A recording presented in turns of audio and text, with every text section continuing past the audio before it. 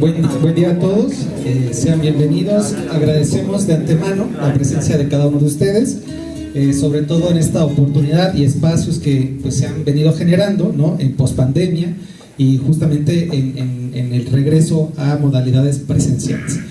El día de hoy, el Centro Regional para la Formación Docente e Investigación Educativa, CRESUR, les da la más cordial de las bienvenidas a la conferencia magistral Educación Inclusiva, Nuevos Objetos, Nuevas Teorías y Nuevos Problemas para Leer el Presente.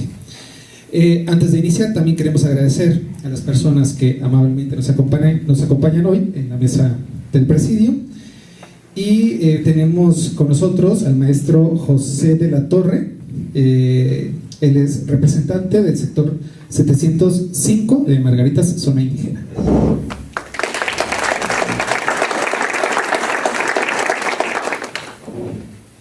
Gracias. Al mismo tiempo, por parte del Centro Regional del CRESUR, tenemos al doctor Abraham Velasco Hernández, quien es nuestro rector institucional.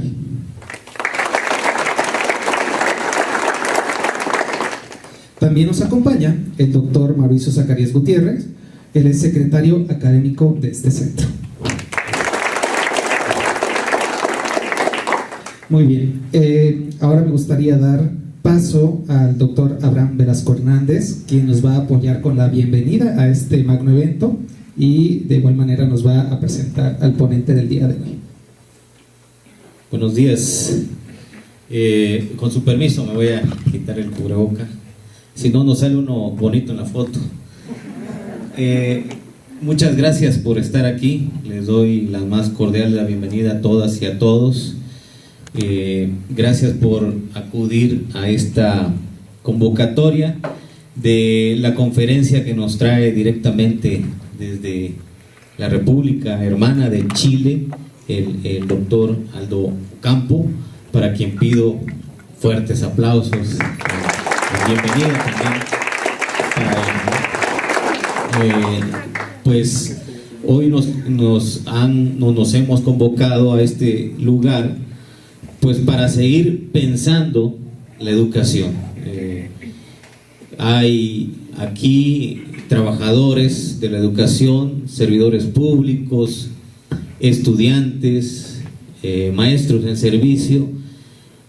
Nos dedicamos a la educación, al despertar de las conciencias, a hacer diversificado el lenguaje y a provocar una revolución de los pensamientos. Es nada menos y nada más que lo que hacemos, ¿no? Y entonces estas cuestiones que acabo de mencionar necesitan dialogarse, necesitan repensarse, necesitamos en una suerte de renovación de nuestros entendimientos, seguir poniendo en duda los conceptos, seguir pensando y reconstruyendo nuestras creencias personales y educativas para que nuestra educación, la que impartimos,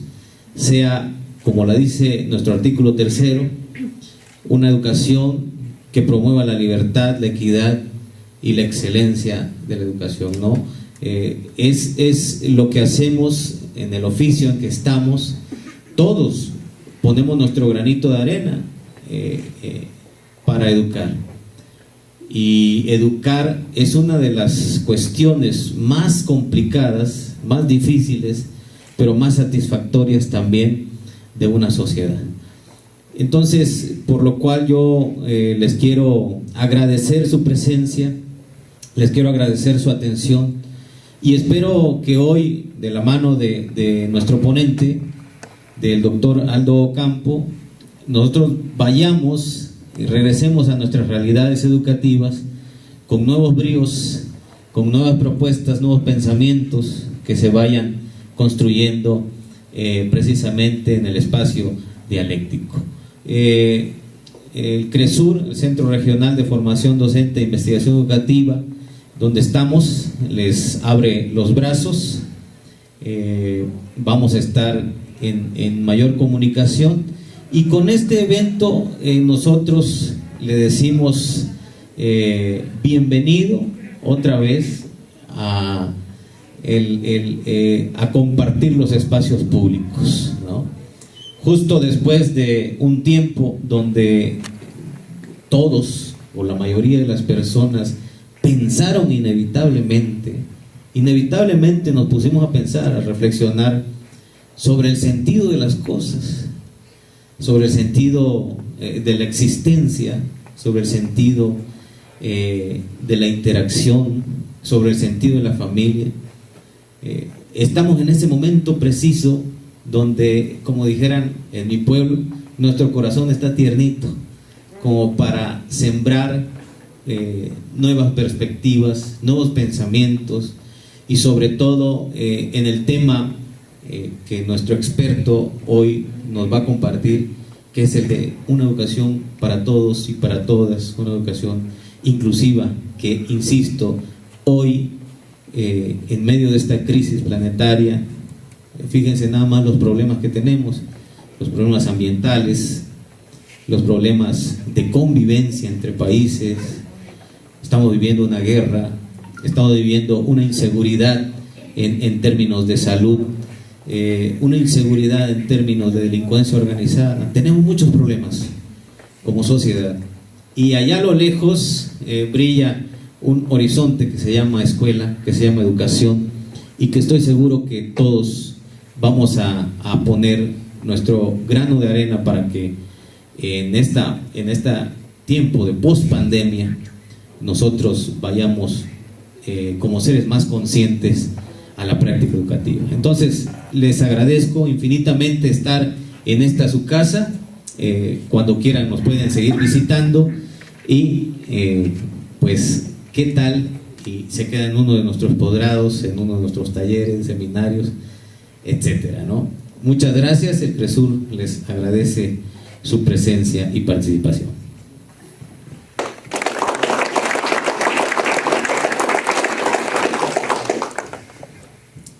En esta ocasión voy a presentar al doctor Aldo Ocampo González. El doctor Aldo González, nació en Chile. Es teórico, ensayista y crítico educativo, especializado en teoría crítica de la educación inclusiva. Orienta su trabajo a la comprensión de la interseccionalidad, la justicia educativa, la educación antirracista, las teorías postcoloniales, los estudios visuales, filosofía de la diferencia y las metodologías emergentes de la investigación. Es creador de la epistemología de la educación inclusiva, trabajo reconocido por diversos países y universidades de Latinoamérica. Además es director fundador del Centro de Estudios Latinoamericanos de Educación Inclusiva, institución reconocida y con estatus asociativo a CLEXO.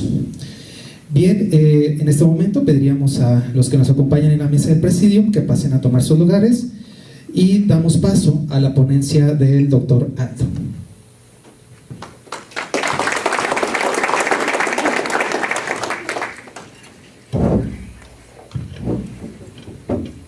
Buenos días. ¿Me escuchan bien? ¿Sí?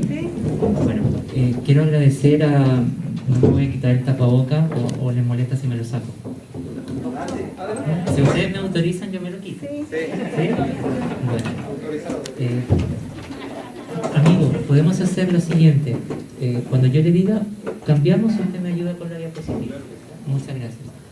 Bueno, quiero agradecer esta invitación. Yo le decía al director y al profesor Mauricio, voy a sacar esto mejor, que el CRESUR en Chile se conoce mucho por la interculturalidad, por los trabajos que se han publicado, lo que se ha hecho, y para mí es un honor estar el día de hoy compartiendo acá. Quiero decir que no soy un experto en nada, simplemente soy un educador, un profesor de primaria, que se comprometió hace muchos años a entender algunas cosas que me sonaban extrañas cuando hablábamos de educación inclusiva, de justicia, de equidad. Y en ese caminar fui viendo esos problemas, y quisiera pedirles mil disculpas a todos aquellos todas que sean educadores diferenciales o especiales. No es mi intención criticar la educación especial, sino que miremos la complejidad de lo que hay cuando hablamos de educación inclusiva, ¿vale? Por favor, para que nadie me vaya a tirar un pescado, un tomate, lechuga, ya, por favor. Y la presentación que el día de hoy yo tengo para ustedes es una presentación más bien de carácter teórica, pero que lo que busco con ello es que miremos la complejidad política, epistémica, social que tiene la inclusión. No estoy a favor de decir que todos los niños son iguales, porque ese es un argumento a veces muy banal, y lo que me interesa es que podamos ir a la profundidad del fenómeno. No sé si me explico bien, ¿sí? Vale. Son todos profesores los que están acá, o todos se dedican a la educación, ¿no es cierto? Vale. Entonces, bueno, comenzamos. Se titula esta presentación Educación Inclusiva, nuevos objetos, nuevas teorías y nuevos problemas para leer el presente. Antes de partir me gustaría preguntarles qué entendemos por educación inclusiva. Pero lo que me gustaría es el ejercicio de que me digan imaginativamente qué hay más allá de la inclusión, de la discapacidad, de las adaptaciones curriculares. ¿Qué cosas ven ustedes como pedagogos ahí en la trinchera? ¿Qué aparece cuando hablamos de educación inclusiva? A ver, ¿qué me podrían comentar?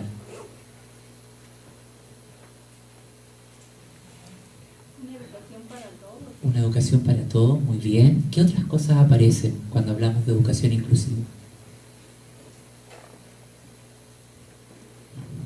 Que no esté necesariamente ligado a la educación especial, ¿no es verdad? Sino que pensando en las múltiples estudiantes que tenemos en la escuela. ¿Con qué otras cosas han visualizado en el transcurso de igualdad de oportunidades? Muy bien. ¿Qué más?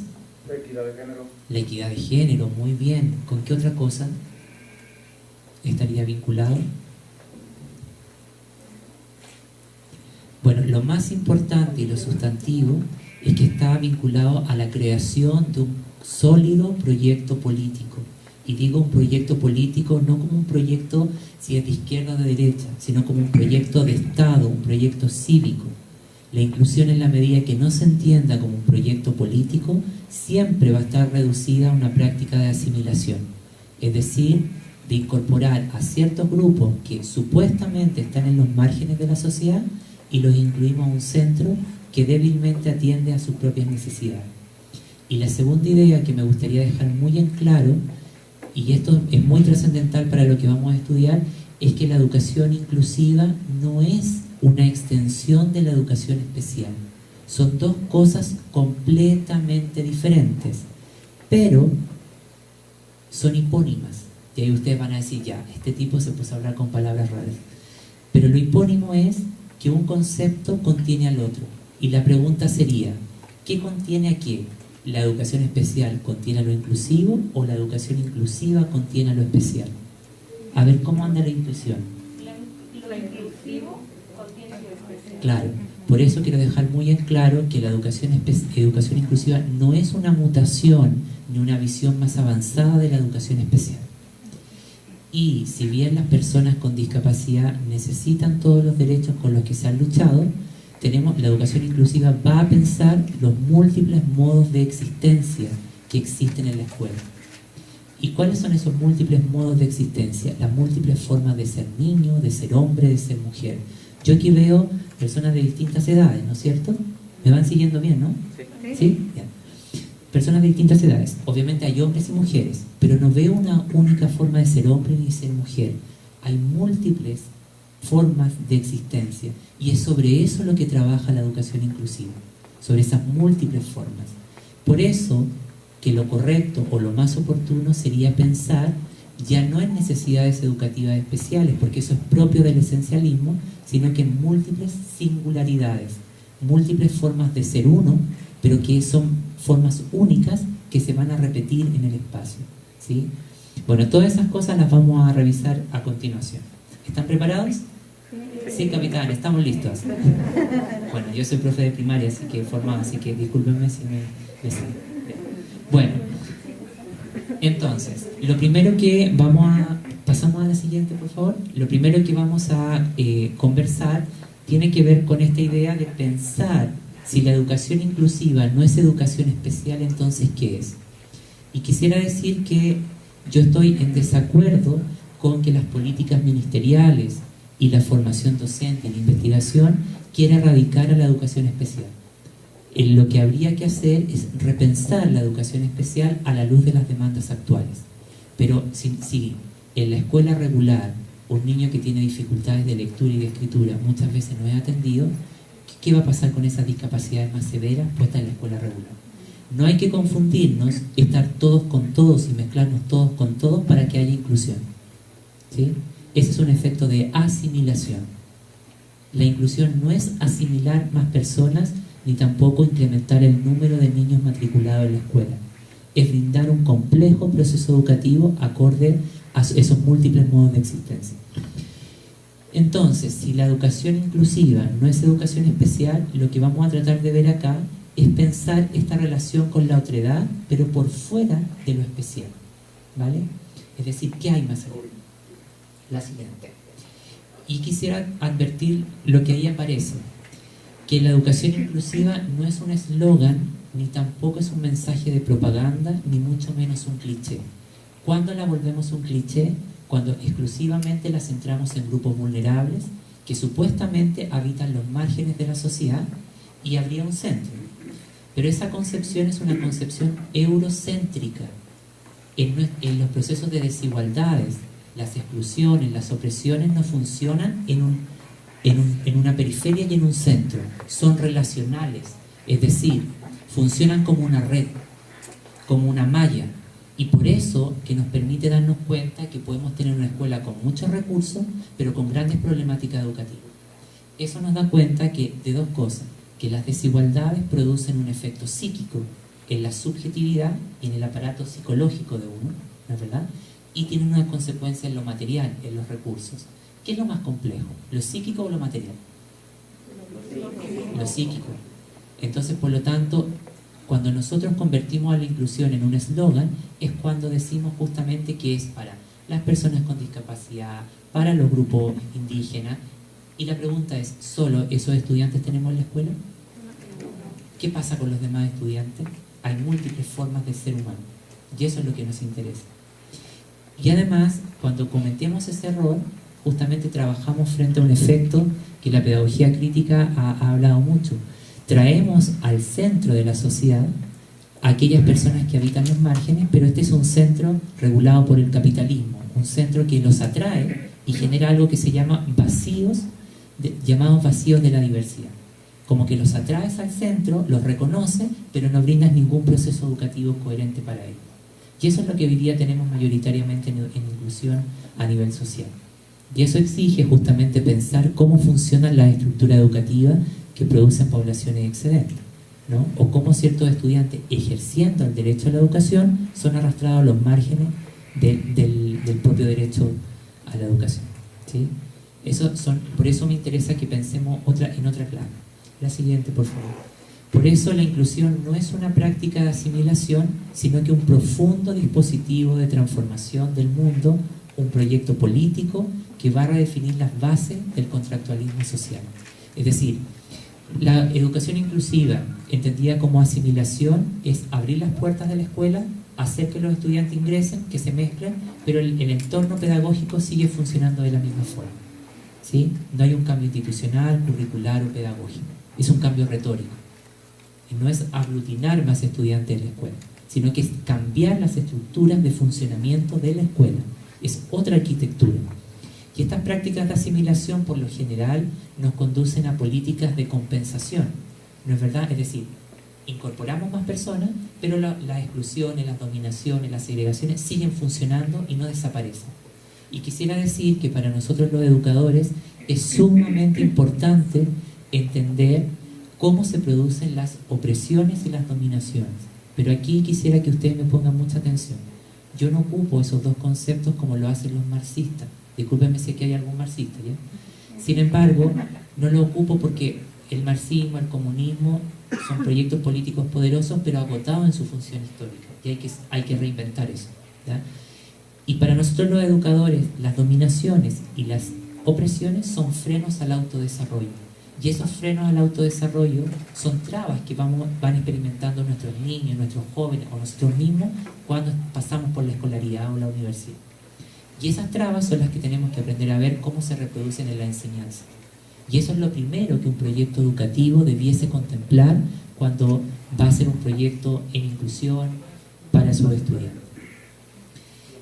Por eso me va siguiendo muy bien. Entonces, lo que aquí aparece dice, la inclusión no intenta hacer que la máquina funcione de manera más eficaz con aquellos que antes estaban excluidos por la propia máquina, sino que se propone articular procesos que trabajen en contra de mecanismos retóricamente complacientes que conducen a un perverso efecto de asimilación cuando entienden la diversidad como ideal de asimilación.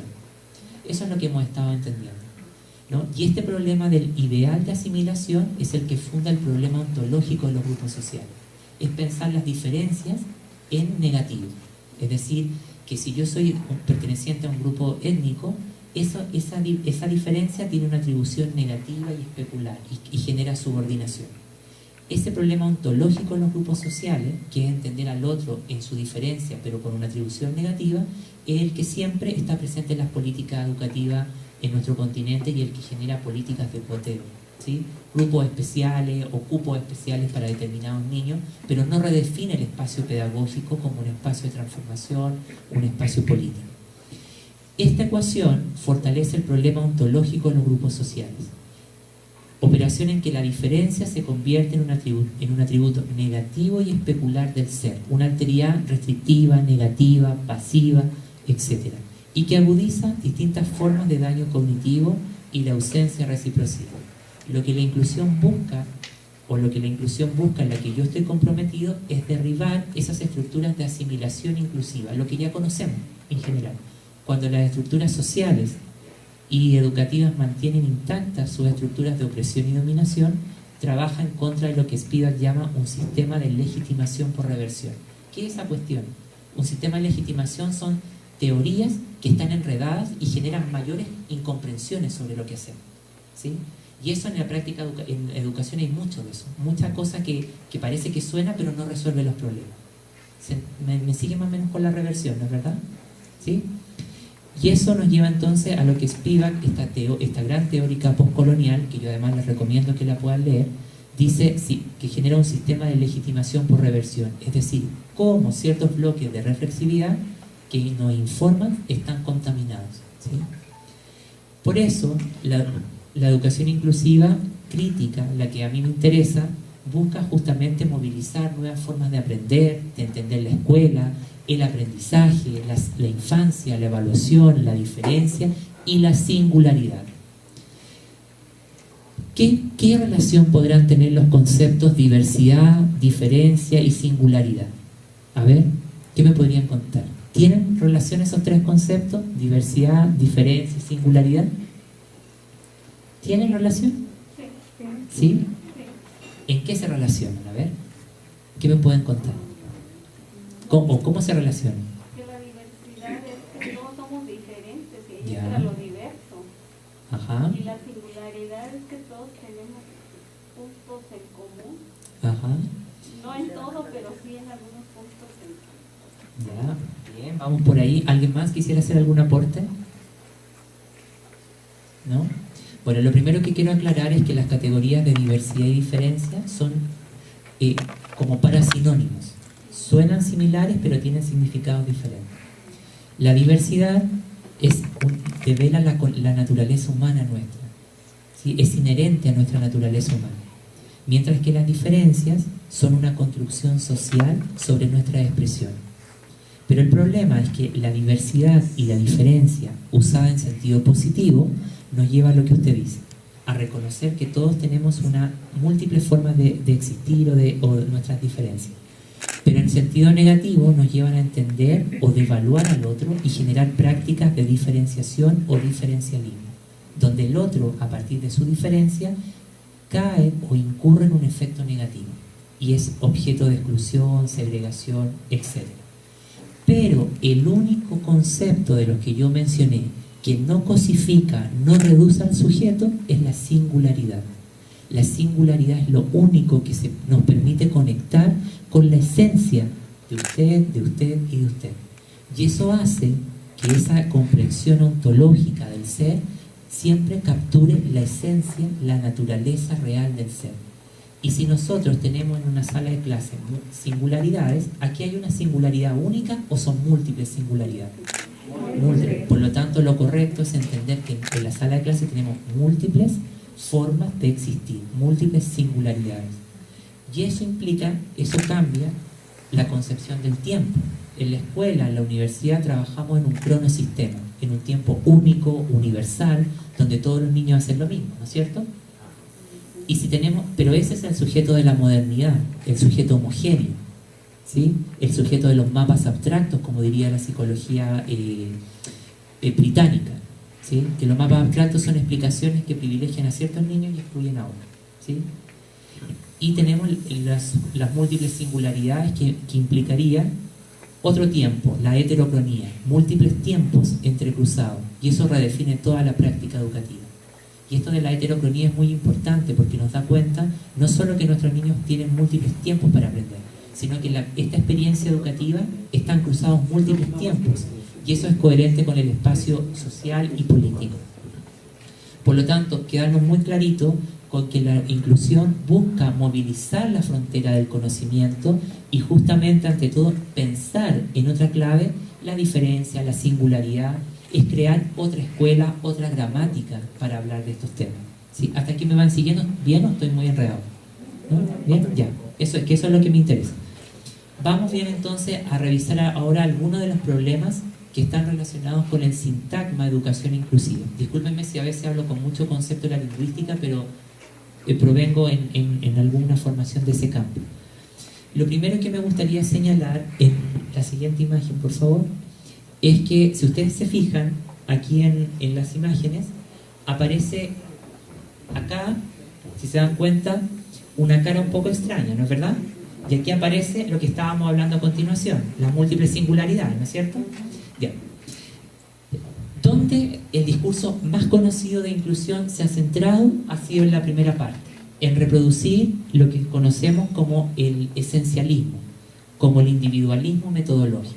Es decir, si me llega un chico que no escucha, le pongo el audífono y pareciera que está participando, ¿no es verdad?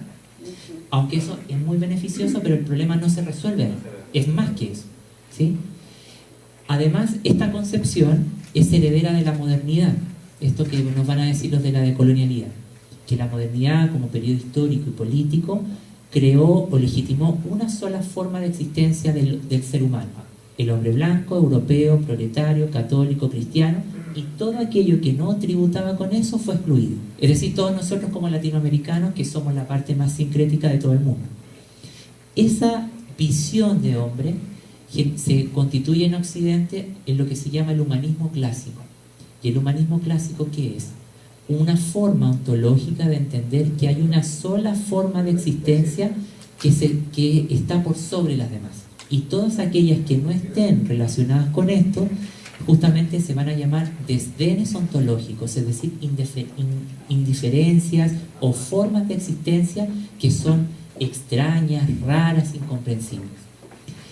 Eso, en el campo de la educación, se bajó mucho en lo que es la educación especial en sus primeros momentos. Y eso dio como paso a trabajar siempre a partir de prácticas de asimilación, lo que estábamos viendo, incorporar, pero mantener el orden. Y si nosotros pensamos que la práctica educativa de lo inclusivo reconoce las múltiples singularidades, entonces necesita una ontología de lo menor. ¿Qué quiere decir esto? Entender que las relaciones pedagógicas son o están dadas a partir de interacciones múltiples entre singularidades o formas de existencia diferentes. No es el sujeto en déficit, no es el sujeto patológico el que nos interesa, no es la patología, ¿sí? Y además que nos dice en esta ontología que el ser humano está en constante devenir y que por lo tanto el ser humano es el resultado de las relaciones con la estructura histórica, sociales, culturales, ¿sí? Por lo tanto, y eso es lo que hace la escuela, ¿o no? Ese devenir lo fabrica la escuela. Y ahí hay una pregunta más compleja que tiene que ver con el destino social. ¿Y cuál es el destino social que construimos en la escuela? Si a los estudiantes les habilitamos con profunda formación, vamos a tener un destino social mucho más fuerte.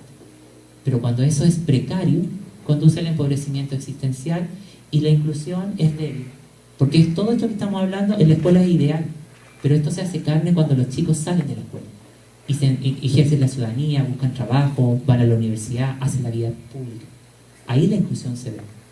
Y recordar que la inclusión no es un fenómeno pedagógico, es un fenómeno estructural de funcionamiento de las relaciones estructurales, políticas, económicas, culturales. La siguiente, por favor. Como segundo aspecto, la educación inclusiva, como está entendida, esta teoría no se había investigado y los padres de familia estaban preocupados qué hacer con su hijo, surgió este movimiento, como ustedes bien saben. Pero surgió este movimiento confundido con parte importante de la educación especial. Y eso hizo que mucho de la conciencia epistemológica, de la conciencia teórica del campo, se confundiera y se reemplazara con los principales fundamentos de la educación especial. Ahora, en la segunda imagen, ¿qué es lo que aparece? ¿Qué aparece acá? ¿Cómo? Aparecen de distintos colores. Bueno, cuando nosotros nos preguntamos cómo sería una teoría de la educación inclusiva, tiene que ver con esto. Es una teoría que no es como las convencionales, es una teoría que es nómada, que viaja por distintos lugares y que va a tomar prestados muchos recursos que van a venir de campos como los que yo voy a mencionar, como el del feminismo, la interseccionalidad, los movimientos decoloniales, postcoloniales, la interculturalidad crítica. Y lo más curioso es que esta idea de lo inclusivo tiene una larga historia en movimientos sociales contemporáneos, pero que nunca la llamaron inclusión. Solamente en la pedagogía se le llama inclusión, pero en otros campos como los estudios de la mujer, los estudios queer, lo anticolonial, lo decolonial, tienen las mismas luchas, que es justamente superar las formas de empobrecimiento existencial, superar las desigualdades y producir otro mundo. ¿Sí? Y esto es por lo que les quiero hacer ver que la lucha por la inclusión ya ha estado presente, pero solo en la pedagogía nosotros le hemos llamado de esta manera. ¿Sí? Y por eso, aquí, si pudiéramos mirar la siguiente, por favor, en términos como más epistémicos, podríamos darnos cuenta que esta inclusión, ¿no es verdad?, va a desafiar al saber pedagógico, va a desafiar a la teoría educativa contemporánea. La siguiente, por favor. Y esto nos va a llevar a lo que me parece lo más importante de todo lo que yo traje para compartir con ustedes, que son los problemas fundamentales de la educación inclusiva. Cuando nosotros hablamos de problemas fundamentales, es que los campos sintagmáticos, los campos como educación especial, psicopedagogía, educación inclusiva, trabajo social, educación social, ¿ya? Todos estos campos que yo denomino sintagmáticos tienen 4 problemas fundamentales. Un primer problema que es ontológico, un problema epistemológico, un problema metodológico y un problema morfológico. El problema ontológico nos habla acerca de la comprensión del ser, de cómo entendemos al ser humano, al sujeto educativo, ¿sí? Y aquí nos damos cuenta que como ha estado pensada la educación inclusiva, enfatiza en una comprensión bastante restrictiva y normativa, ¿no es verdad?, en la que lo único que hace es reproducir o hacer emerger a ciertos estudiantes a partir de categorías específicas, pero categorías que terminan justamente aumentando las condiciones de opresión. Y si nosotros nos preguntamos por la ontología de la educación inclusiva, debiésemos darnos cuenta que esta va a ser un férreo compromiso con el antihumanismo, con luchar contra toda forma opresiva de entender al ser, contra toda forma de evaluación de la persona, ¿sí? Y también tiene un problema epistémico porque la educación inclusiva no tiene una teoría clara, más bien se nutre de múltiples influencias que están o hebras de pensamiento, pero no tiene teoría, tampoco va a tener metodología de investigación. Y eso es muy interesante de poder pensar, porque lo metodológico no solo alude a cómo investigar, sino a cómo nos formamos los profesores para este campo. ¿Sí? Y eso es muy importante. Lo metodológico no es cómo hacer una tesis ni investigar, sino es cómo nos vamos a formar en este contexto para responder a estos problemas. Y lo más interesante, queridos colegas, es que nosotros, si vamos a ser profesores para la inclusión, un profesor inclusivo no es el que respeta a sus estudiantes, no es el que valora las diferencias, porque eso es inherente a nuestra labor.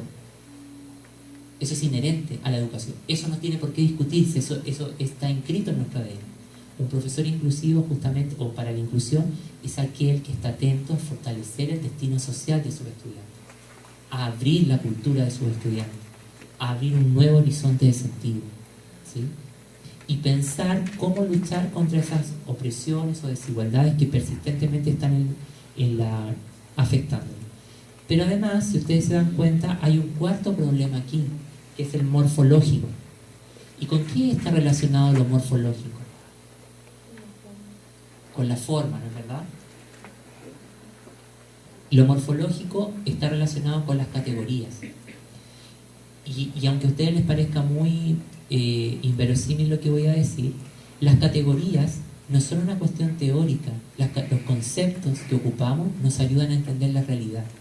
Y por lo tanto, si nosotros seguimos ocupando conceptos como adaptación curricular, deficiencias y tantas otras palabras que están puestas en nuestro lenguaje habitual, la comprensión que hacemos de la educación inclusiva es imponer el rostro de la educación especial. Y entonces vamos omitiendo la pregunta por la identidad de lo inclusivo. ¿Qué es lo inclusivo? Por lo tanto, aquí hay un problema que en la investigación es propiamente investigativo, que mucho de lo que se ocupa para investigar, los congresos, los seminarios y los cursos de capacitación y de posgrado, ocupan conceptos que no nos ayudan a entender la singularidad de la educación inclusiva. ¿Sí? Y aquí el reto es entonces, actualizar lo inclusivo, la educación especial, pero no hacer desaparecer la educación especial. ¿Sí? O sea, es actualizarla a partir de todo esto que hemos estado conversando. ¿Sí? Porque ustedes son, finalmente, el profe de especial es como un profesional de apoyo permanente a todo el sistema educativo. ¿Sí? La siguiente, por favor. Bueno, si ustedes se dan cuenta, en la imagen que ahí aparecen múltiples raíces, ¿no es cierto? Bueno, entonces si la educación inclusiva es viajera, es nómada, en su surgimiento tiene múltiples raíces. Raíces que van a venir, como yo ya decía, del feminismo, de la interseccionalidad, de lo anticolonial, de lo postcolonial, de la interculturalidad crítica, de la filosofía de la diferencia, de los estudios de la mujer, de los estudios de género, de los estudios queer, de los estudios culturales, de todos esos campos. El problema es que todas esas raíces están enredadas y hay que desanudarlas para ir encontrando el verdadero propósito de la educación inclusiva. La siguiente. Por eso que me gustaría que esta primera parte la pudiésemos cerrar entendiendo que la educación inclusiva apela a nuestra capacidad de reconocer y comprender la mecánica de la exclusión. Ojo con eso. Nos invita a trabajar poco a poco hacia nuestra propia reconstrucción y la de nuestros enfoques de la educación coherente con los contextos y las poblaciones cambiantes de nuestro tiempo. Queridos colegas, ¿qué es lo más importante de esta cita? A ver, ¿qué me pueden comentar? Porque aquí está contenido parte medular de esta presentación. ¿Cómo, señorita? La reconstrucción. Ya, muy bien. ¿Qué más? ¿Qué otra parte es importante de esto? El cambio constante. El cambio constante, muy bien. Habría que dividirla en dos partes. La primera parte dice, la educación inclusiva apela a nuestra capacidad de reconocer y comprender la mecánica de la exclusión. ¿Qué nos está diciendo? No basta con abrir las puertas de la escuela y aumentar los niños matriculados en la escuela, porque por ley todos tienen que estar en la escuela, ¿no es cierto? Eso está resuelto. El problema es que no sabemos cómo funciona la exclusión, la opresión, la desigualdad, la violencia estructural. Debemos aprender a entender cómo funcionan, porque además estas patologías crónicas son herederas del sistema mundo que habitamos, son endémicas y son regenerativas. ¿Sí? Entonces, esa es la primera tarea que enfrentamos, o la escuela enfrenta. ¿Sí? Pero después viene la segunda parte y dice, nos invita a trabajar poco a poco hacia nuestra propia reconstrucción y la de nuestros enfoques en la educación, coherente con los contextos y las poblaciones cambiantes de nuestro tiempo. Es decir, ¿la educación inclusiva es de construcción? Sí. ¿Es transformación? Sí. Es un saber que se construye en el movimiento permanente. Y eso es la complejidad de nuestro trabajo, porque siempre la educación está en movimiento, está cambiando. El problema es que las teorías avanzan más lentos que cómo cambia el fenómeno educativo. Entonces tenemos hoy día todos estos problemas, tenemos estas teorías que no nos ayudan a explicar el problema, y cuando alguien despertó a explicar el problema, ya el fenómeno cambió. Entonces siempre estamos entrampados en eso. Y por eso siempre nos dicen que la educación aquí y allá. porque el fenómeno es más complicado, porque está siempre, y los que tienen muchos años de servicio me podrán decir que esto pasa regularmente, ¿no es verdad? La siguiente, por favor. Ah, muy bien. Por eso la educación inclusiva requiere que busquemos formas de entender la exclusión desde las perspectivas de quienes son devaluados y convertidos en marginales o excedentes por la cultura dominante de la escuela ordinaria o regular. Porque la escuela reproduce la cultura hegemónica y subalterniza o violenta saberes de otros grupos culturales. Por ejemplo, lo que conversábamos antes de venir acá.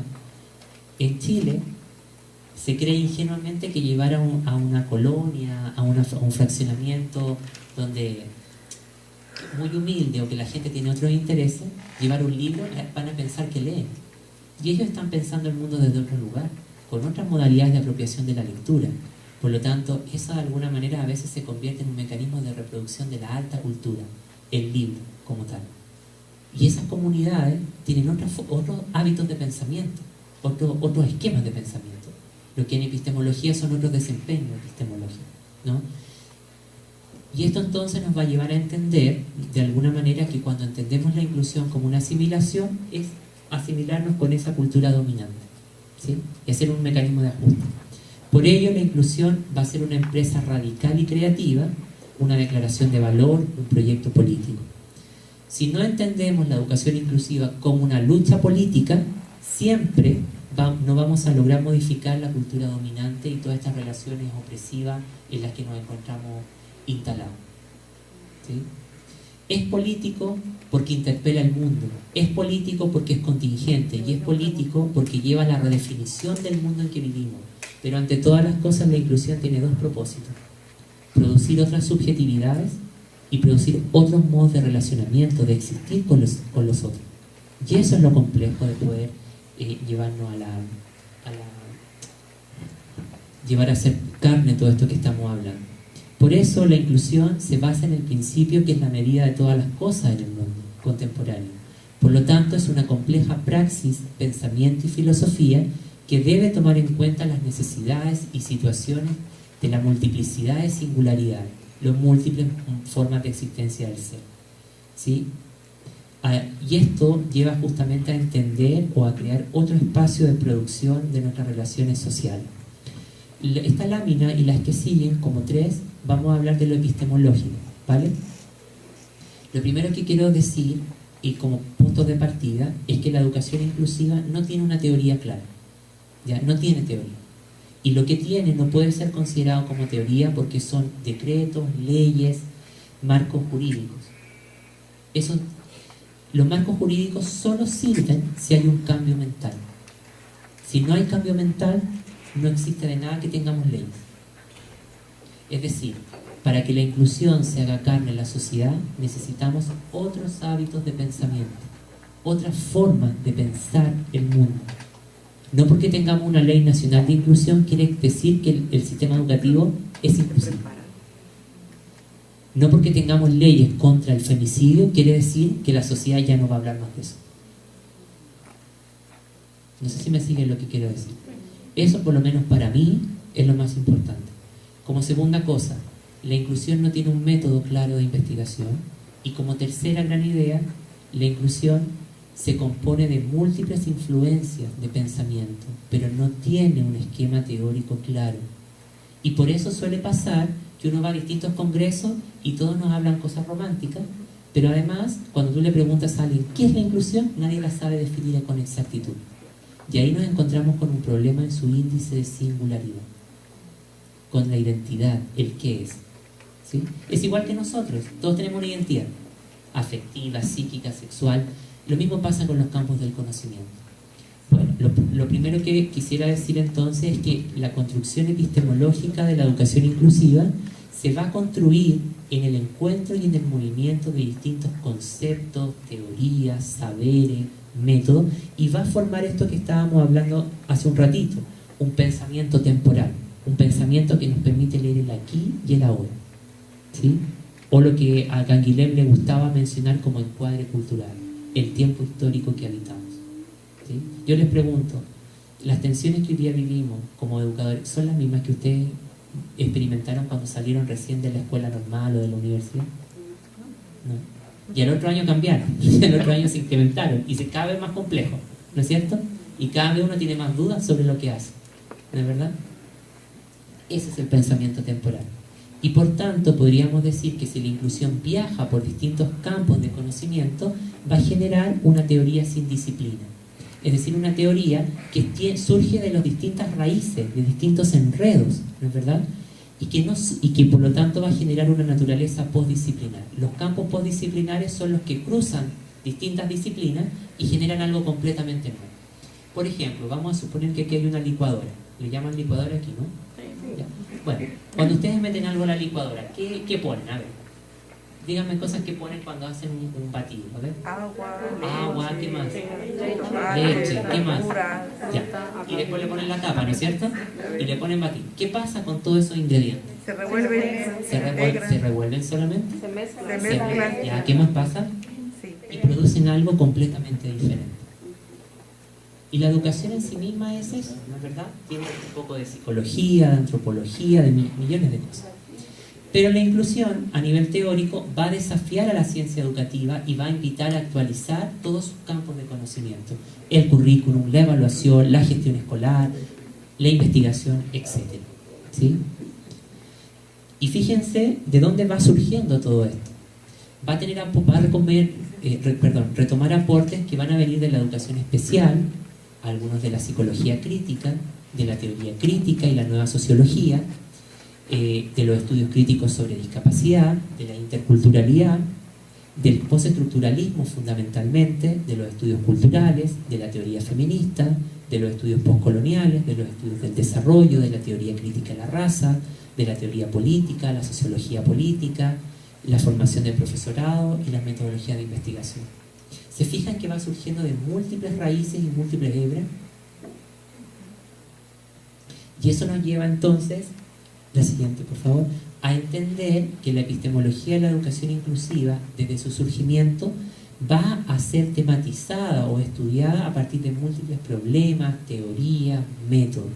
Y eso es lo que nos lleva a la pregunta entonces, a cuáles son los objetos, los métodos, las teorías por los cuales se moviliza y opera esta comprensión epistemológica. ¿Sí? ¿Se dan cuenta que es complejo pensar la inclusión, más allá de cómo está dada en las imágenes? Y eso nos lleva entonces a sostener que a pesar de no presentar un estatus disciplinario, las disciplinas son un dominio cerrado, ¿no? Fabrica un objeto ambivalente, complejo, multidimensional, de carácter fronterizo, postdisciplinar, que a pesar que articula cuestiones específicas en torno a ella, se puede ocupar de distintas maneras. Lo puede ocupar para lo social, lo político, lo cultural, ¿sí? No es un objeto que tiene una exclusividad. De alguna manera es como una cosa amorfa pero específica a la vez, ¿sí? Y aquí hay una pregunta que me gustaría que ustedes me pudieran ayudar en este instante a responder, ¿ya? ¿Por qué la educación inclusiva concierne a la educación en general? Esta pregunta es medular para lo que estamos conversando. ¿Por qué creen ustedes que la educación inclusiva va a concernir o va a ser connatural a la educación en términos generales y no solamente a un área específica de la educación? Porque el error ha sido pensar que la inclusión es crear una práctica especializada para niños especiales. Y ese es un error. Entonces, ¿por qué ustedes creen que podríamos decir por qué la educación inclusiva concierne a la educación en general? A ver, ¿qué me pueden decir? Bueno, vamos a hacer un ejercicio, ¿les parece? ¿Ya? Pero esto, si alguien se equivoca, tenemos que partir todos de nuevo. ¿Están preparados? ¿Sí o no? ¿Aceptan el reto? ¿Sí o no? Ya. Vamos a anotar en un papelito educación inclusiva. Anótenlo y yo les cuento lo que vi. Porque aquí salió una cosa muy interesante que quiero que podamos darnos cuenta.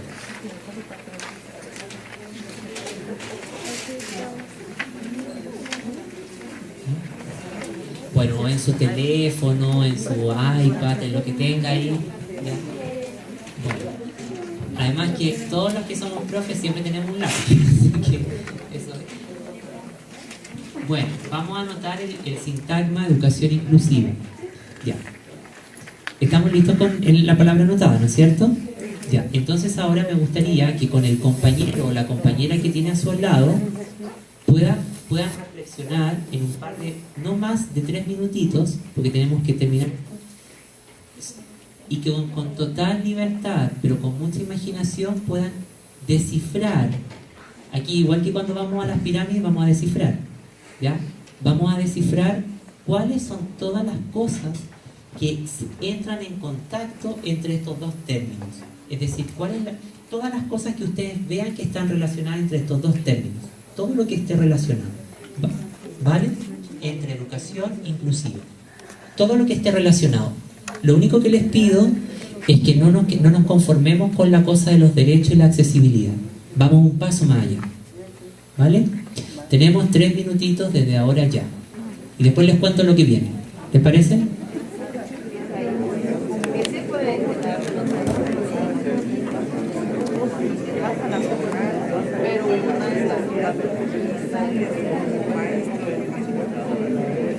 Usar como maestro y de su especialidad. Eso es lo que pienso. ¿Por qué nace el término? 2 minutitos. Para educación especial. Porque mira, por ejemplo, hay de un profesor y que no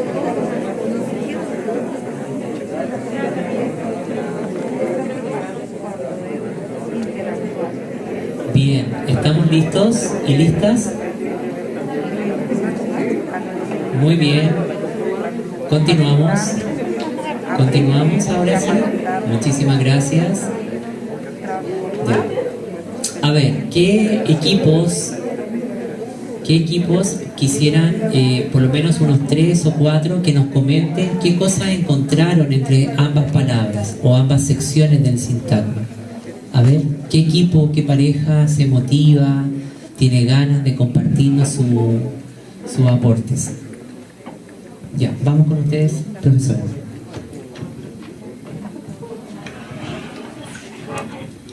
Bueno, buenos días.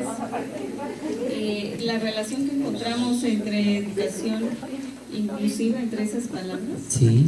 es que es una educación para todos, donde debemos trabajar diversidad de estrategias didácticas. Al haber una educación para todos, pues entran todos los niños. Aquí hay muchas comunidades y diferentes lenguas que también debemos trabajar en las escuelas, no solo niños con discapacidad.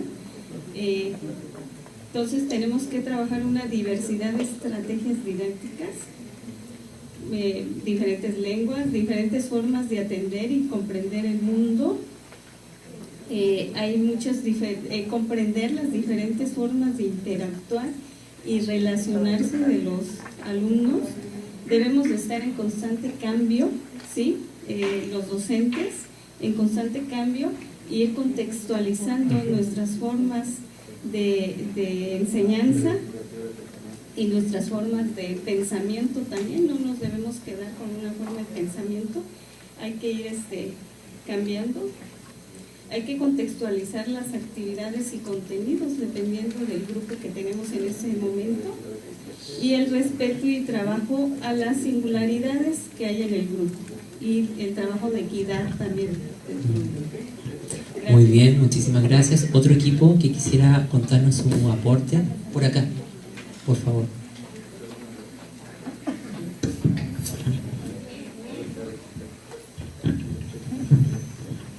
Bien, bueno, aquí coincidimos que la educación inclusiva es para todas y todos. En las palabras que vamos a mencionar es diversidad, aprendizaje, individualidad, singularidad, contextos, escuela, estigmas, estado, política, globalización. Tenemos que reconstruirnos desde lo personal y luego en lo general. Actualización permanente del docente y la exclusión. Si hay inclusión, hay exclusión. Esa sería nuestra aportación. Muchísimas gracias, muy bien. ¿Alguien más? Un último grupo. Por acá, por favor. Después de valorar el término de educación inclusiva, es que se reconozca, se reconstruya con la profesora, pues platicando, intercambiando opiniones, pudimos construir un concepto desde el punto de vista ilusorio. Es el camino que debe conducir a los educandos a destinos certeros, formándolos como sujetos útiles e íntegros. El problema se plantea desde el punto de vista actitudinal y procedimental de cada docente, dejando aquí una pregunta: ¿qué rol tenemos que jugar nosotros? ¿Es cuánto? Muchísimas gracias. ¿Alguien más? Bueno, miren, ¿por qué les pedí este ejercicio? Porque este ejercicio nos lleva a darnos cuenta. Ahora necesito que puedan hacer lo siguiente. Sobre el sintagma educación inclusiva, quiero que le hagan un tachado o una línea al calificativo inclusiva. Táchenlo, póngale como así una marca. ¿Qué aparece si quitamos educación? Ojo con lo que voy a decir.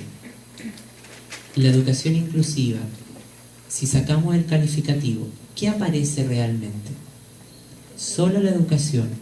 Por lo tanto, todo lo que significamos, denominamos como atención a la diversidad, la equidad, la justicia educativa, respetar los talentos de los niños, abrir el destino social, eso es propio del quehacer educativo.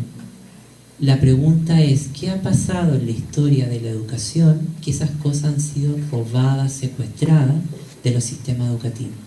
Por lo tanto, lo único entre sus funciones heurísticas, teóricas, que hace el calificativo inclusiva, es hacernos conscientes de aquellas cosas que el modelo neoliberal, o como lo quieran llamar, ha secuestrado de la educación. Porque en la naturaleza, en lo intrínseco, en lo propio, en lo íntimo de lo educativo, son todas estas cosas, son medulares. Por lo tanto, no porque hablemos de educación inclusiva estamos hablando de un nuevo paradigma. Estamos recuperando nuestra función inherente como educadores. Y esa función es relacional, es política y es histórica. Por lo tanto, cuando a veces yo he ido a congresos a hablar y sale una ponencia y dice el profesor inclusivo es el que respeta la diversidad, digo, eso es inherente a nosotros. ¿O vamos a decir que el médico es inclusivo porque me quiso operar a mí y a usted no? O sea, el médico, seamos de África, de Chile o de México, si uno llega con un problema al apéndice, sí o sí te tiene que operar. Hay una responsabilidad ética. Lo mismo pasa con nosotros. No es una cosa antojadiza del sistema. Es volver a recuperar el sentido ético del quehacer educativo. Y esa ética es necesaria que nosotros la entendamos, porque en la medida que nosotros los docentes entendemos esa recuperación ética, podemos movilizar disputas políticas más poderosas. Nosotros trabajamos con lo más importante, que es la mente. Y nosotros podríamos hacer grandes revoluciones si entendiésemos toda esta complejidad de lo que estamos hablando. Pero yo entiendo que a veces el sistema es bastante hostil con nosotros los educadores, ¿no es verdad? Por múltiples cosas, en todos los niveles. Pero esto, por favor, tenerlo muy claro, que el calificativo inclusiva, una de sus funciones heurísticas es justamente hacer un acto de recuperación de elementos que han sido secuestrados, cooptados o capturados por el modelo neoliberal. Y que no es una cosa liberal así porque sí. Hoy día vivimos en un escenario donde lo neoliberal es una cuestión muy rara, ¿no? Y por eso está esta pregunta, porque a la base ¿por qué la educación inclusiva le concierne a la educación en general? Porque es repensar lo medular de la educación, el sentido auténtico de lo educativo, ¿sí? Y la escuela en sí misma es un espacio de diversidad. Si la escuela nunca ha sido un espacio homogéneo, esa es la interpretación histórica que le damos. O de la noche a la mañana todos los sujetos fueron diferentes, porque en la constitución del mundo siempre esa constitución humana, esa sustancia ha sido de lo múltiple, ¿sí? Y aquí la siguiente, por favor. Muchas gracias. Aquí hay 3 preguntas medulares para aquellos que son directores, académicos, directores académicos de colegio, etc. Incluido en qué tendrían que estar las personas. Excluidos de qué tendríamos que estar, y lo más importante, excluidos por quién estamos. ¿Hay respuestas para esto? Qué complicada estas preguntas, ¿no es cierto? ¿Incluidos en qué tendríamos que estar? ¿En la sociedad como está configurada? ¿Excluidos de qué estamos? Y ahí viene el análisis que Dubet hace sobre la igualdad de posición en la justicia social, ¿no? Que podemos todos ejercer el derecho a la educación, pero algunos lo hacen de forma más lejana y otros más cercana, ¿sí? La siguiente, por favor. Bueno, y aquí hay una pregunta que dice, ¿qué es exactamente la educación inclusiva? ¿Es un concepto? ¿Es un paradigma? ¿Es una metáfora? ¿Es un dispositivo heurístico? ¿Una metodología o una teoría? Por eso tendríamos que decir que enmarcar la educación inclusiva a través de la noción de teoría sugiere determinar cautelosamente qué tipo de teoría designa. De acuerdo a lo que hemos estado conversando brevemente estos minutos, podríamos decir que es un concepto, un paradigma, una metáfora, un dispositivo heurístico, una metodología, una teoría. A ver, ¿qué les dice a ustedes? ¿Existe como un concepto que nos ayude a pensar problemas profundos? No del todo. ¿Existe un paradigma construido? ¿Existe una teoría? Es solo una metáfora, y las metáforas son explicaciones creadas por distintos grupos para satisfacer distintas necesidades. Y no olvidarnos que el momento actual que vive la educación es un momento post-crítico, donde aparece el feminismo, la identidad sexual no normativa, el multiculturalismo. Y eso está a la base de lo inclusivo. Y lo más importante es que la inclusión como categoría de análisis, como categoría política, enfrenta un problema definitorio particular.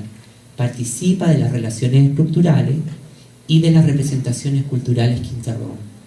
Por eso que ciertas formas de entender a los niños les transfiere un análisis restrictivo en su desarrollo o en su trayectoria educativa. Por eso, el punto 4 a mí me parece importante, porque la inclusión, si es un fenómeno estructural, actúa como una bisagra. Trabaja las relaciones de poder, políticas, económicas, pero a la vez esas relaciones se imbrican en la cotidianidad. Y es allí donde vemos con claridad todo este tipo de cosas. La burocracia del sistema educativo, de las instituciones, y todo como lo mejor que ustedes conocen. Por eso la educación inclusiva como un proyecto intelectual se va a constituir como una estrategia de resistencia epistémica. Es decir, un proyecto de conocimiento en resistencia es aquel que analiza cautelosamente cómo determinadas teorías críticas o a favor de la justicia generan complicidades con la desigualdad. Y es sobre eso que la inclusión va a trabajar fuertemente. ¿Sí? ¿Cómo estamos en el tiempo? ¿O ya estamos para terminar? Bien. ¿Sigo o paramos aquí? Ok. ¿Ya? Eso nos hace entonces entender que la configuración que hoy día tiene este discurso se basa en el esencialismo liberal. ¿Qué es esta cosa? La contraposición de ideas o de marcos de valores que son antagónicos. Por un lado nos dicen que la escuela tiene que responder a todos los niños, abrirse a la diversidad, a la justicia, pero los engranajes del sistema educativo nos llevan a hacer todo lo contrario. Esa contraposición yo denomino esencialismo liberal. La siguiente, por favor. Por eso, epistemológicamente, vamos a sostener que la educación inclusiva es un objeto que no puede ser definido en los paradigmas de ninguna disciplina en particular, porque los desborda, y eso hace que de alguna manera cruce distintos campos. Y por eso vamos a decir que es una epistemología viajera, nómada y diaspórica, es decir, que va a movilizarse por distintos lugares, teoría, y va a ir generando un saber que no le va a pertenecer a ninguno de estos enredos. La siguiente, por favor. Y eso lleva a lo que ya habíamos mencionado, la ausencia epistemológica, la ausencia de un método, pero sobre todo recordando que el método no es solamente para investigar, sino para decir cómo va a funcionar el sistema educativo y cómo nos vamos a formar los educadores, ¿sí? Y también tiene ausencia de categorías propias para ensamblar su objeto, ¿sí? Y bueno, obviamente este problema ontológico que veíamos con el compromiso humanista, ¿sí? La siguiente. Bueno, lo que vamos a revisar a continuación tiene que ver con los problemas que tiene la razón de la educación inclusiva, ¿ya? Y con esto yo creo que vamos a ir cerrando ya para no aburrirlos más. La siguiente, por favor. Bueno, Durante los últimos años, una de mis tareas intelectuales ha consistido en rastrear diversas clases de argumentos que posibiliten desestabilizar la concepción dominante sobre educación inclusiva, ampliamente difundida a nivel mundial. ¿Cuál es la comprensión dominante? La travestización con la educación especial, ¿sí? La dominación de lo especial, porque aquí lo especial hace una dominación, ¿no es verdad? La dominación de lo especial se convierte en un dispositivo que evita que emerjan los signos definitorios del índice de singularidad de lo inclusivo, la identidad, porque está atrapado, está edipizado, ¿sí? El sentido propio. A este peculiar proceso de subyugación heurística denomino edipización del objeto de lo inclusivo. ¿Se acuerdan de cuando nos hablaban en psicología del complejo de Edipo? Ya, yo tomé esa metáfora y la apliqué aquí. Entonces, ¿qué es el complejo de Edipo? Es una castración, un resentimiento.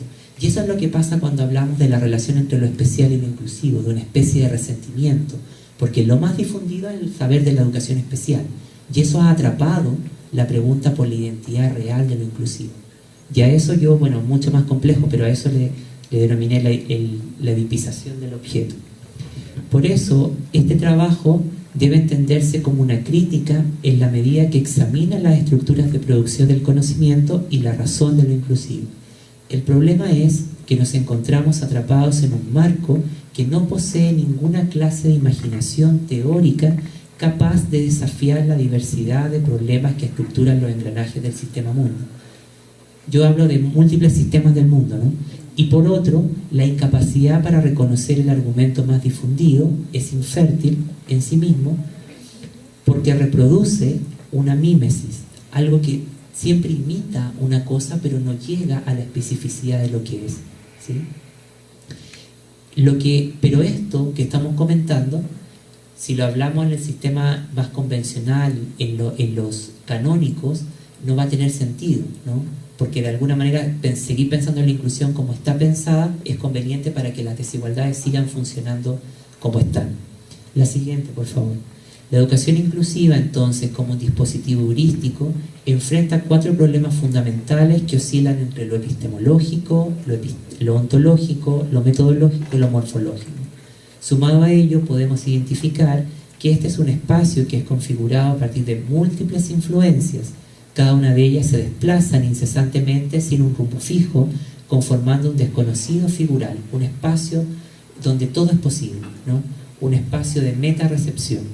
Este efecto de movimiento, de devenir, de aceleración, reside en lo más profundo de su orden de producción, o cómo se construye esto, en una diáspora, en algo nómada. La siguiente. La interrogante, entonces, por la naturaleza teórica, va a focalizar estrictamente en la función del objeto, noción que, sea dicho de paso, no actúa siguiendo los presupuestos epistémico-normativos sancionados por los canónicos. Más bien, constituye un objeto involuntariamente desconocido, incomprendido y perdido en lo que denominamos ciencias de la educación, y debemos aprender a reconocerlo. La siguiente. Cuando incurrimos en el error de travestir, todos entienden lo que quiero decir, ¿no es verdad? Es como un travesti, ¿no? ¿Sí? ¿Ya? Travestir lo especial con lo inclusivo, o bien asumir que esta última es una mutación más avanzada de la educación especial, nos encontramos en presencia de un argumento aparentemente cristalino que comienza a enturbiarse incesantemente cuando nos interrogamos acerca de los verdaderos contornos del terreno. Aquí nos encontramos en presencia de una razón farisaica, es decir, así como media promiscua, ¿no es verdad? ¿Sí? En efecto, lo cierto es que por la corriente mayoritaria, el mainstream, nunca han circulado aguas claras, y tal vez nunca pueden hacerlo, parte de la educación mayoritaria. Comporta aprender a ignorar por completo tal circunstancia como una ignorancia sancionada. Y eso es lo que yo he tratado de hacer durante todo este ratito, que lo que más conocemos de inclusión es un sistema de una ignorancia sancionada que no nos permite ver lo que es realmente y la potencia que esto tiene. La siguiente. Por eso, la epistemología de la educación inclusiva no tiene el propósito de desechar el ordenamiento teórico conceptual de lo especial, no busca eliminarlo. Más bien reconozco que este se convierte en un palincesto heurístico, algo que nunca vamos a poder borrar, algo que siempre va a regresar. Es como ese fantasma que nos persigue, ¿sí? Pero no un fantasma en un sentido negativo, es algo que nunca va a desaparecer, porque él es propio en cierta medida. Es algo que jamás podrá borrarse y de aquello que jamás podremos librarnos. Ocupo esta expresión a la inversa de la retórica ordinaria. Claro, porque la retórica convencional dice sacarla, ¿sí? Su efecto trabaja para explicar que será algo que retornará una y otra vez.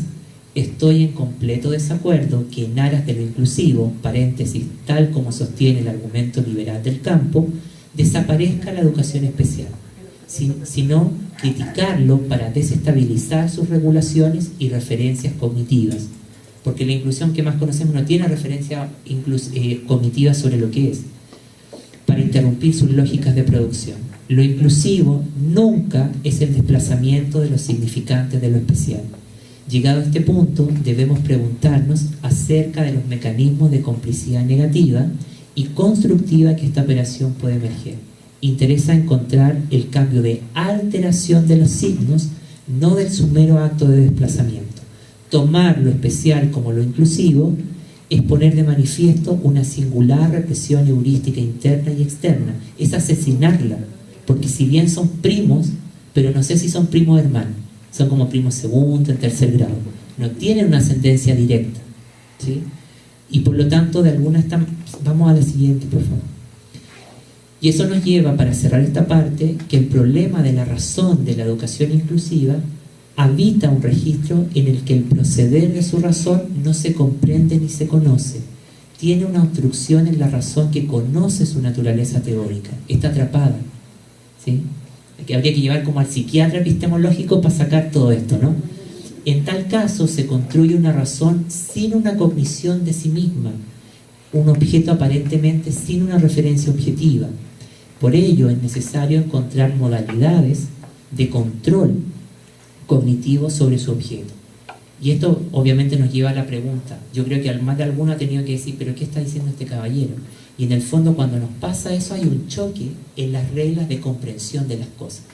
Y eso es lo que tenemos mayoritariamente en el sistema educativo para entender esto. Como está tan instalada la idea de que es igual a lo especial, cuando presentamos otras cosas, choca esto y nos parece como incomprensible, raro, complejo, ¿no? Y eso nos pasa en todo orden de cosas, ¿sí? Es el reino de su razón teórica lo que debemos cuidadosamente encontrar. Y ahí pongo una cita de Spivak, dice: al conmemorar involuntariamente un objeto perdido, a esto se agregan que los objetos sirven para delinear la cognición de este campo. Pero, ¿cómo hacer que el objeto, o mejor dicho, su red objetual, sea presa de un momento sublime y nos permita acceder a ella misma? Bueno, todas esas cosas las vamos a seguir viendo. La siguiente. El problema es que el argumento que permite comprender a la educación inclusiva en su inmensidad teórica y política carece de una comprensión acerca de su deseabilidad heurística o de su índice de singularidad. En efecto, la educación inclusiva como un fenómeno educativo no es producida epistemológicamente por la educación, sino que por múltiples raíces, como estábamos mirando, ¿sí? La siguiente. Y por eso que entender la educación inclusiva o darnos cuenta que se ha convertido en un proyecto retóricamente complaciente, avalado por múltiples clichés, es en cierta medida ocultar el campo de problema y de complejidad del campo. Cuando el corazón del argumento es producido a través de una elaboración heurística por subrepción, es decir, que tomo algo pero a la vez lo niego, ¿no es verdad?, tiende a ocultar la verdadera esencia del campo, dando paso a un discurso retóricamente complaciente. Cuando aceptamos que su argumento más difundido se torna complaciente, nos enfrentamos a una racionalidad que debe ser aceptada como una pseudo-teoría, una teoría banal, a un efecto discursivo que puede ser significado bajo el engañador engañado, un saber, una teoría que está engañada en sí misma y que nos engaña a nosotros, ¿sí? Ese es el efecto de lo que me interesa que podamos quedar, que este discurso instalado tiene el efecto engañador engañado, un discurso que intenta comprenderse, pero que no logra comprenderse sobre lo que es y genera una visión engañada, ¿sí? Y el principal engaño, esto de lo que hemos estado, el principal fracaso cognitivo que esto tiene es confundirlo con lo especial. Luego tiene que ver con las matrices de justicia, ¿sí? Bueno, yo voy a dejar hasta aquí mi presentación. Espero que esta presentación le haya hecho sentido, que por último, si no están de acuerdo conmigo, era lo que yo buscaba, Y nada, fue muy grato compartir con ustedes esta mañana, así que muchísimas gracias por escuchar.